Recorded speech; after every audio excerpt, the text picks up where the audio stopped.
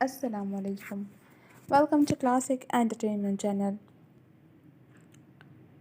امید ہے آپ سب ٹھیک ٹھاک ہوں گے، خیر خیریت سے ہوں گے اور آپ کا دن بھی اچھا گزر رہا ہوگا. کلاسک انٹرٹینمنٹ چینل پہ میں آپ سب کے لیے لے کر آئی ہوں ناول میرے زخم پھر سے گلاب کر کی ایپیسوڈ.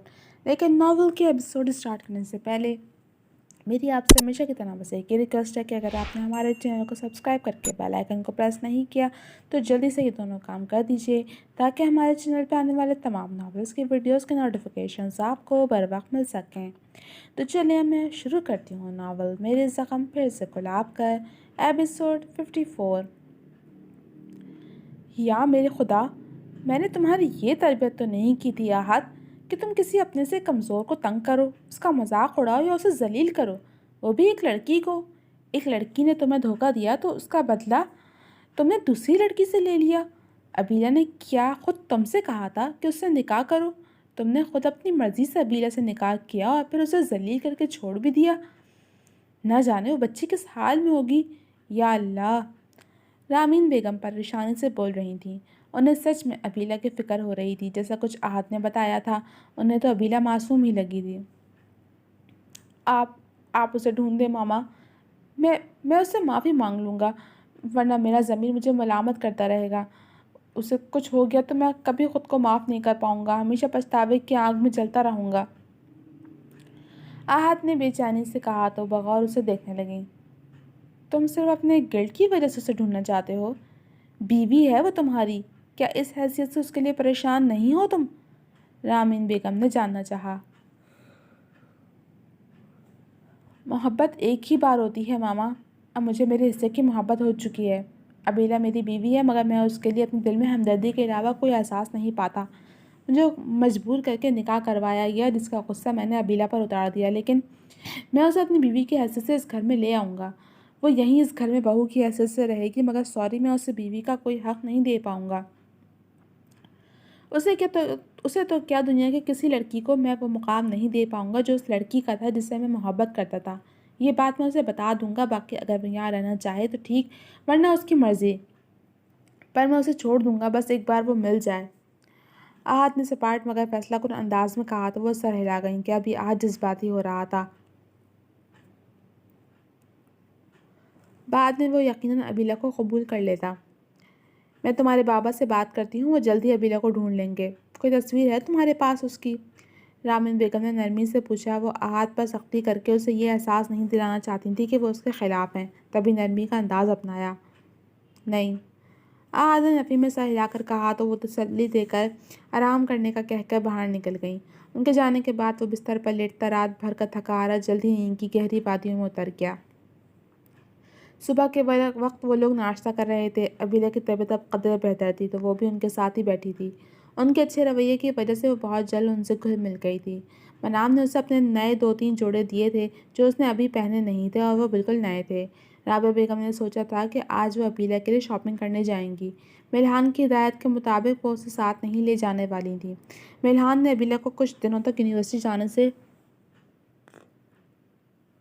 روک دیا تھا اور تسلی بھی دی تھی کہ وہ یونی والوں سے بات کر لے گا اور اسے اتنے دن تک وہ گھر پر ہی پڑھا دیا کرے گا کہ وہ بھی MBA ہی کر رہا تھا اور ابیلہ کا بھی سینئر تھا. ہاں، تمہاری پھپھو تمہاری دعوت کرنا چاہ رہی ہیں. اس نے کل مجھے کہا تھا مگر میں تمہیں بتانا بھول گیا. آج شام کو تم دونوں کو ان کے ہاں جانا ہے تو وقت پر تیار ہو جانا اور وقت پر گھر آ جانا. یوسف صاحب نے ناشتہ کرنے کے دوران کہا تو منام اور ملحان نے بیک وقت پہلے یوسف صاحب کو دیکھا اور پھر ایک دوسرے کو. منام نے تیزی سے نظریں واپس پلیٹ پر مرکوز کر دی تھیں. ابھی سے دعوتیں کیوں؟ میں نے کہا تو تھا کہ ولیمہ کر لیں. ملحان نے خفگی سے کہا تھا. اسے یہ دعوتیں وغیرہ اٹینڈ کرنا بالکل پسند نہیں تھا. ولیمہ ہماری طرف سے ہوگا اور یہ دعوت ان کی طرف سے ہے، دونوں میں فرق ہے. ویسے بھی وہ خوش ہے تو کیا تم اس کی خوشی کے لیے اسے ملنے نہیں جا سکتے؟ یوسف صاحب نے ابرو اچکا کر پوچھا تو وہ گہرا سانس بھر کر سر ہلا گیا. منام البتہ چپ چاپ ناشتہ کرتی رہی. ملحان نے انکار کر دیا تھا، شاید اس لیے کہ وہ منام کو اپنی بیوی کی حیثیت سے کسی سے ملوانا نہیں چاہتا تھا. منام کو یہی لگا تھا، تبھی وہ لب بھینچے خاموش تھی. انجی سے ہوئی بات کے بعد اس کے آنسو تھم سے گئے تھے. اسے لگتا تھا کہ وہ اس پر بھروسہ کرتا ہے مگر اس نے بھی اسے دھوکے باز کہہ دیا تھا. تمہارے پاس یقین کا کوئی اکا ہو تو بتانا، میرے بھروسے کے تو سارے پتے جو کر نکلے۔ منقول۔ منام نے تلخی سے سوچتے اب اپنے دل کو محبت میں بہہ جانے سے روکنا تھا، خود پر قابو پانا تھا، اور اب وہ تیار تھی۔ ویسے بھی اسے اب اتنا تو سمجھ میں آ گیا تھا کہ محبت اس کے لیے نہیں تھی، ہو ہی نہیں سکتی تھی۔ اگر اس کے لیے ہوتی تو اسے اینجل کی محبت مل جاتی، یا پھر امیر کی محبت، مگر وہ خالی دامن رہ گئی تھی۔ اس لیے اب اس نے سوچ لیا تھا کہ جتنا وقت وہ ملحان کی زندگی میں رہے گی اس سے کسی قسم کی کوئی امید نہیں لگائے گی، اور ملحان سے الگ ہونے کے بعد اکیلے ہی یہ زندگی گزار دے گی۔ لیکن نہ چاہتے ہوئے بھی اسے ملحان کے رویے سے فرق پڑنے لگا تھا، شاید اس لیے کہ وہ اس کا شوہر تھا اور خدا کے بعد آخری سہارا بھی۔ ناشتے کے بعد وہ جلدی یونیورسٹی کے لیے نکل گئے تھے، اپنی کلاسز لیتے ہوئے انہوں نے دن گزارا تھا۔ احد آج نہیں آیا تھا، جس سے ملحان تعصب زدہ سا رہ گیا تھا، یعنی احد کو اپنے کیے کا احساس تھا۔ یونیورسٹی آف ہونے کے بعد وہ منام کے انتظار میں گاڑی میں آن بیٹھا تھا، جو اپنی کلاس والوں کے ساتھ باہر تک آئی تھی، مگر اس کی کلاس والوں ملحان کی طرف اشارہ کر کے نہ جانے کیا پوچھ رہی تھی، جس سے منام کچھ کہہ رہی تھی، اور پھر وہ گاڑی میں آ بیٹھی۔ تمہاری دوست تھی وہ؟ ملحان نے گاڑی کو روڈ پر ڈال کر پوچھا۔ میں اب دوست نہیں بناتی، منام نے نپے تلے انداز میں جواب دیا۔ کیوں؟ ملحان نے حیرت سے پوچھا۔ کیونکہ دوست آستین کے سانپ ہوتے ہیں۔ منام کا لہجہ رانیہ کو یاد کر کے ایک دم سرد ہوا۔ اب ایسا بھی نہیں ہے، احد میرا بہت اچھا دوست ہے۔ ملحان کو اس کی بات سے اختلاف تھا۔ ہر کوئی احد بھائی جیسا مخلص نہیں ہوتا، اور نہ ہی کوئی دوستوں کے معاملے میں آپ کی طرح خوش نصیب ہوتا ہے۔ اور پلیز مجھے اس ٹاپک پر کوئی بات نہیں کرنی، منام نے سپاٹ انداز میں کہتے آخر میں اسے ٹوکا۔ وہ لڑکی تم سے کیا کہہ رہی تھی؟ ملحان نے موضوع بدلتے ہوئے کہا۔ اس کا اشارہ کس لڑکی کی طرح تھا وہ سمجھ گئی تھی۔ پوچھ رہی تھی کہ آپ میرے کیا لگتے ہیں، میں نے کہہ دیا کہ کزن ہے، منام نے کہا تو ملحان نے تعجب سے اسے دیکھا۔ لیکن میں تمہارا کزن نہیں ہوں، ملحان نے جداتے انداز میں کہا۔ کچھ سالوں بعد جب میں پڑھ لکھ کر اپنے پیروں پر کھڑی ہو جاؤں گی تب آپ مجھے طلاق دے دیں گے، اس وقت آپ میرے شوہر نہیں رہیں گے، تبھی میں کسی کو بتانا نہیں چاہتی کہ آپ میرے شوہر ہیں، اور ویسے بھی آپ بھی یہی چاہتے ہیں ہوں گے، آپ اپنی مرضی کی بیوی کو دنیا کے سامنے اور اپنے سوشل سرکل میں متعارف کروانا چاہیں گے، تو میں آپ کو مستقبل میں ہونے والی ٹربل سے بچا رہی ہوں، منام نے سادگی بھرے انداز میں کہا تو وہ لب کھینچ کر خاموش ہو گیا۔ نظریں سامنے آدھی سڑک پر جمی ہوئی تھیں، باقی کا سارا راستہ وہ خاموش رہے تھے۔ گھر پہنچ کر دونوں کھانا کھا کر تیار ہوئے، انہیں چلے گئے۔ ابھی 5 بج رہے تھے، انہیں 6 بجے نکلنا تھا۔ ملحان جلدی تیار ہو کر نیچے آ گیا تھا۔ اس نے سیاہ ڈریس پینٹ پر پلین سکن کلر کی شرٹ پہنی ہوئی تھی، بالوں کو نفاست سے سیٹ کیے وہ لاؤنج میں بیٹھا رابعہ بیگم سے باتیں کر رہا تھا۔ ابھی لپی پاس ہی بیٹھی تھی، مگر وہ کم ہی بولتی تھی۔ یوسف صاحب اسٹڈی روم میں تھے۔ میں تیار ہوں۔ باتوں میں گم انہیں منام کے وہاں آنے کی خبر ہی نہیں ہوئی تھی۔ وہ سب چونکے تو تب جب منام نے اپنی تیاری کی اطلاع دی۔ سب نے ایک ساتھ پلٹ کر اس کی جانب دیکھا۔ اسکن اور بلیک کلر کی خوبصورت سی ریشمی فراق میں اس کی گوری رنگت خوب دمک رہی تھی۔ پوری فراق سیاہ تھی جو اس کے گھٹنوں سے 1 انچ اوپر تھی۔ آدھی آستینوں، بازوں اور دامن پر سنہری رنگ کے تلے اور موتیوں کا کام کیا گیا تھا، جبکہ فراق کے نیچے کھلا سا سیاہ رنگ کا ہی پلازو تھا، سیاہی دوپٹہ جسے اس نے کندھے پر پن اپ کر رکھا تھا، جبکہ سر جو اسکن کلر کے اسکارف سے ڈھک رکھا تھا۔ اس کی بھوری آنکھیں ہلکے سے کاجل سے سجی ہوئی تھیں، جبکہ چہرے پر خوبصورتی سے لائٹ سا میک اپ کیا گیا تھا۔ کلائیوں میں سنہرے رنگ کی چوڑیاں تھیں اور پاؤں میں سنہرے ہی رنگ کا خوبصورت سا خصہ۔ وہ تینوں اسے دیکھتے ہوئے اپنی جگہ سے اٹھ کھڑے ہوئے تھے۔ وہ نظر لگ جانے کی حد تک پیاری لگ رہی تھی۔ ملحان خود بھی کچھ لمحوں کے لیے اس سے نگاہیں نہیں ہٹا پایا تھا، لیکن پھر جلدی اپنی نگاہوں کا رخ موڑ گیا۔ ماشاء اللہ، چشم بدور، رابعہ بیگم نے محبت سے اس کی بلائیں لی تھیں، جبکہ ابیلہ اس کی آنکھیں بھیگنے لگی تھیں۔ وہ منام کی خوبصورتی سے جل نہیں رہی تھی، بلکہ اسے احد کی وہ کڑوی کسیلی باتیں یاد آ رہی تھیں جو اس نے طنز کی صورت میں ابیلہ پر اچھالی تھیں۔ ابیلہ، کیا ہوا تمہیں؟ رونے کیوں لگیں؟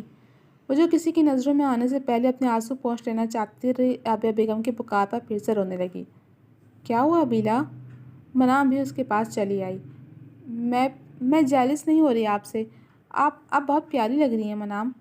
ابیلہ نے تیزی سے وضاحت دی تھی کہ کہیں وہ اسے غلط نہ سمجھے، جبکہ ملحان خاموش اور الجھن سے ابیلہ کو دیکھ رہا تھا۔ تم میری بہن ہو ابیلہ، اور بہنیں ایک دوسرے سے جیلس نہیں ہوتی، منام نے پیار سے اسے پچکارا۔ رابعہ بیگم ابیلہ کو پانی پلا رہی تھیں۔ آپ بہت خوبصورت ہیں، تبھی تو ملحان بھائی آپ سے اتنی محبت کرتے ہیں۔ احد کو بھی خوبصورت بیوی چاہیے تھی۔ اگر میں خوبصورت ہوتی اور بدصورت نہ ہوتی تو آج مجھے بیوی بنا کر اپنے ساتھ لے جاتے۔ عبیدہ نے معصوم سے شکوہ کیا تھا، جبکہ اس کی پہلی بات پر ملحان اور منام کی نظریں جس صورت سے ملی تھیں اسی صورت سے وہ ایک دوسرے سے نظر چرا بھی چکے تھے۔ خوبصورتی کا معیار گورا رنگ نہیں ہوتا بلکہ خوبصورت دل ہوتا ہے گڑیا۔ انسان کی سیرت خوبصورت ہو تو انسان بھی سب کو خوبصورت لگتا ہے، اور تمہاری سیرت بہت پیاری ہے۔ تو گولی مارو، ہمیں تو تم ایسے ہی بہت پسند ہو، کیوں مام؟ ملحان نے نرمی سے اس کے سر پر ہاتھ رکھتے ہوئے کہا۔ ہاں بالکل، ہماری ابیلہ ہے ہی بہت پیاری۔ رہی بات احد کی تو تمہیں نہیں معلوم، شاید اس کی نظر خراب ہے، اسی لیے سے تمہاری خوبصورتی نظر نہیں آ رہی۔ رابعہ بیگم نے ہلکے پھلکے لہجے میں کہا تو وہ پھیکا سا مسکرائی۔ جانتی تھی وہ اس کا دل رکھنے کو ایسا کہہ رہے ہیں، اور اداس تم بالکل بھی اچھی نہیں لگتی، اس لیے خوش رہا کرو، خود پر توجہ دو اور باقی سب کچھ بھول جاؤ۔ منام نے اس کے ہاتھ پکڑ کر کہا تو وہ سر ہلا گئی۔ تم لوگ جاؤ، لیٹ ہو رہے ہو۔